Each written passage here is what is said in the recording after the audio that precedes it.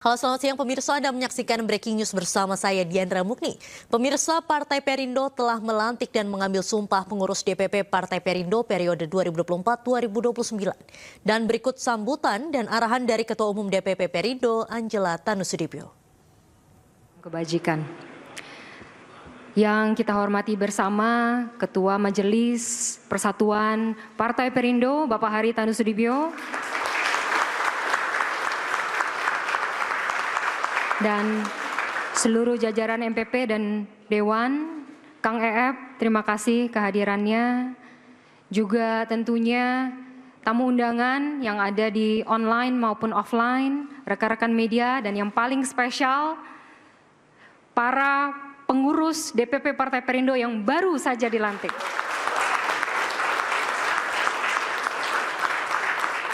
Saya bersama Pak Sekjen, Pak Bendum, seluruh Waketum tentunya mengucapkan selamat sekali lagi untuk pelantikan pada hari ini, dan tentunya kita ucapkan syukur kepada Tuhan Yang Maha Esa atas hari ini kita bisa laksanakan dengan lancar. Saya doakan semoga amanah, semoga terus bisa membesarkan partai, semoga terus bisa menjaga marwah partai, bisa terus menjaga nama baik partai. Tapi yang terpenting, bisa terus menjaga idealisme untuk berjuang bagi bangsa dan negara bersama Partai Perindo. Setuju? Izin Pak Ketua MPP dan seluruh jajaran, Bapak Ibu dan kawan-kawan yang saya kasihi, kita tahu bahwa Partai Perindo baru saja menginjak usianya yang ke-10 tahun. Pada Oktober yang lalu. Nah, dalam memaknai satu dekade dari Partai Perindo, kita mencanangkan semangat transformasi. Transformasi yang sesungguhnya adalah transformasi yang berawal dari dalam diri kita. Transformasi yang berawal dari tubuh organisasi Partai Perindo. Dan transformasi yang bisa dirasakan di luar, di tengah-tengah masyarakat luas. Itulah transformasi yang sesungguhnya. Dan selama 3 bulan ini dari Oktober, November, dan sekarang Desember, kita sudah bekerja dengan sangat keras untuk mewujudkan transformasi ini di awal mula kita berjalan bersama-sama. Kepengurusan sekarang sudah selesai di tingkat pusat dan akan terus dilanjutkan di daerah-daerah. Pilkada, kawan-kawan sekalian, luar biasa, saya mau apresiasi untuk semua yang sudah turun ke lapangan.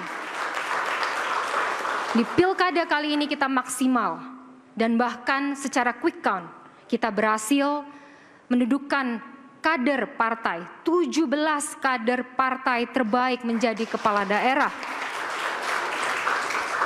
Ini adalah bukti nyata bahwa Partai Perindo bisa dan Partai Perindo mampu, dan sekarang kita punya outletnya untuk betul-betul bisa membawa perubahan yang terbaik untuk masyarakat Indonesia. Tidak berhenti di situ. Perindo turun tangan langsung di tengah masyarakat. Kita sudah melaunching gerakan Perindo bersama disabilitas. Rumah kerja Perindo. Kita turun langsung ke beberapa wilayah untuk kegiatan-kegiatan sosial yang bermakna. Di NTB kita turun, di NTT kita turun. Karena mereka membutuhkan uluran tangan kita, terutama karena ada bencana di Lewotobi. Tidak berhenti di sini, beberapa hari ke depan kita akan melanjutkan perjuangan kita. 3 hari ke depan kita akan melaksanakan konsolidasi nasional, kita akan melaksanakan BIMTEK untuk seluruh anggota legislatif kita, yang kita bekali dengan materi-materi yang luar biasa yang kita harapkan mereka bisa bawa pulang dan mereka bisa menjadi wakil rakyat yang terbaik bagi masyarakat Indonesia. Puncak perayaan HUT kita pada tanggal 14 Desember ini bukan perayaan biasa. Bukan perayaan biasa. Dengan segenap keluarga besar Partai Perindo, pada momentum puncak dari HUT kita akan mensyukuri perjalanan 10 tahun Partai Perindo yang tidak singkat dan tidak mudah, tapi penuh dengan pengalaman, penuh dengan pembelajaran yang bisa menjadi modal besar bagi kita semua untuk membangun partai ini menjadi besar. Bahwa ini menjadi momentum untuk seluruh keluarga besar Partai Perindo berkomitmen bersama-sama, peneguhan bersama-sama. Kita berjuang bersama-sama 5 tahun ke depan. Setuju? Setuju. Nah, pesan khusus untuk semua para pengurus DPP yang baru saja dilantik. Partai Perindo memiliki kepercayaan yang sangat penting ketika memilih kadernya. Bahwa mengambil jalur politik adalah sebuah panggilan. Bahwa politik adalah sebuah pengabdian. Panggilan untuk berbakti kepada tanah air kita tercinta. Dan pengabdian untuk memperjuangkan kemajuan bangsa kita yang kita cintai ini. Bahwa politik adalah sebuah perjuangan. Di sini saya melihat ada beberapa wajah-wajah yang telah membersamai kita dari awal partai ini berdiri. Ini bukan perjuangan yang mudah, tapi terus kita lakukan. Ada wajah-wajah baru, tapi sudah membersamai kita selama beberapa bulan ini. Adalah sebuah perjuangan bersama untuk mewujudkan cita-cita kita bersama. Politik adalah pilihan. Bapak, Ibu, kawan-kawan yang berdiri di sini hari ini, artinya apa? Telah memilih melanjutkan perjuangan politiknya bersama Partai Perindo. Memilih untuk berjuang bersama Partai Perindo. Apapun rintangan di depan, kita hadapi bersama. Semakin berat rintangannya, semakin semangat kita berjuang. Semakin berat rintangannya, semakin semangat kita berjuang. Sampai ke titik di mana kita tiba pada tujuan akhir kita bersama. Nah, apa titik akhir itu? Titik akhir dari Partai Perindo adalah ketika bangsa dan negara kita bisa meningkat kesejahteraannya dan kita bisa jaga bersama-sama persatuan Indonesia. Bapak, Ibu, dan kawan-kawan yang saya sangat kasihi, kalau bicara peningkatan kesejahteraan Indonesia, sebetulnya momentumnya itu sekarang. Sekarang dan bahkan sampai 15 tahun ke depan. Kenapa saya katakan demikian? Karena hari ini kita dihadapi dengan bonus demografi. Ini mungkin banyak yang sering dengar tetapi tidak betul-betul memahami esensinya. Bonus demografi adalah ketika usia yang produktif itu lebih besar dari usia yang non-produktif. Usia yang bisa berkontribusi bagi ekonomi Indonesia itu lebih besar dari usia yang tidak produktif. Hari ini kita sudah lebih besar. Hari ini sudah lebih besar. Dan akan meningkat sampai 2030 jumlahnya. Diperkirakan akan turun terus sampai ke 2040. Ini artinya apa? Sebenarnya momentum untuk meningkatkan kesejahteraan seluruh masyarakat Indonesia yang merata, yang inklusif, yang berkelanjutan itu sekarang. Sampai 15 tahun yang akan datang. Ini momentum yang sangat bersejarah. Satu-satunya sekali dalam suatu kehidupan suatu bernegara yang harus kita manfaatkan. Banyak negara-negara yang akhirnya bisa maju itu karena memanfaatkan momentum ini. Kalau kita mau meningkatkan sekali lagi kesejahteraan masyarakat kita, setara bahkan dengan kesejahteraan masyarakat katakanlah Singapura, katakanlah Jepang, katakanlah Amerika, negara-negara maju. Kalau kita mau meningkatkan kesejahteraan masyarakat kita sampai tahap itu, kita harus bisa, Partai Perindo dan seluruh kadernya harus bisa memperjuangkan hal tersebut. Bagaimana Indonesia memanfaatkan bonus demografi. Kunci utamanya adalah memanfaatkan bonus demografi. Usia produktifnya besar. Pertanyaannya, apakah tingkat produktivitasnya tinggi? Kalau kita tidak bisa memanfaatkan bonus demografi yang ada, usia produktif besar, orang perlu kerja banyak, tapi tidak tersedia lapangan pekerjaan, akhirnya apa? Banyak pengangguran. Yang terjadi, kemunduran. Kita tidak ingin ini terjadi. Kalau cita-cita partai adalah kesejahteraan Indonesia, ini yang harus kita perjuangkan 5 tahun ke depan. Produktivitas dan peluang-peluang. Seluruh kader partai, para alek, para kepala daerah, seluruh pengurus, seluruh kader, kita harus berpihak kepada kebijakan-kebijakan yang bisa mendorong ini. Kita harus bersuara dengan gagasan-gagasan baru tentang hal ini.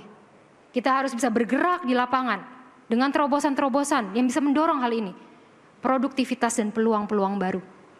Ini saya tidak hanya bicara tentang sekedar pelatihan. Dimensi produktivitas itu luas. Saya kasih contoh. Mbak Sri di sini concernnya adalah kesehatan, betul? Kalau tubuh kita tidak sehat, apakah kita produktif? Tidak. Jadi kita bicara kesehatan, itu juga bicara tentang produktivitas. Mas Agus, ini lagi terkenal sekali nih Agus-Agus di Indonesia. Kita juga punya Agus, tapi semoga positif. Mas Agus, concern Mas Agus adalah soal rumah kerja. Betul? Nah, kalau kita bicara rumah kerja, saya mau tanya, apakah di Jakarta bisa sama dengan di daerah-daerah?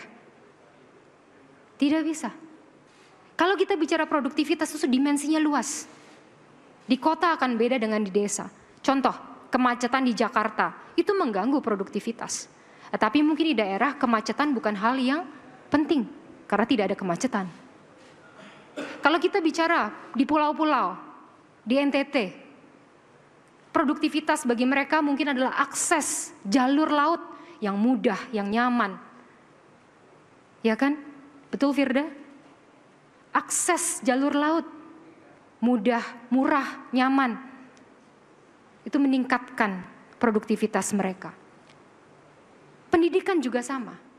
Kalau kita tidak berpendidikan, bagaimana kita bisa maksimal dalam produktivitas kita? Jadi dimensi produktivitas itu luas.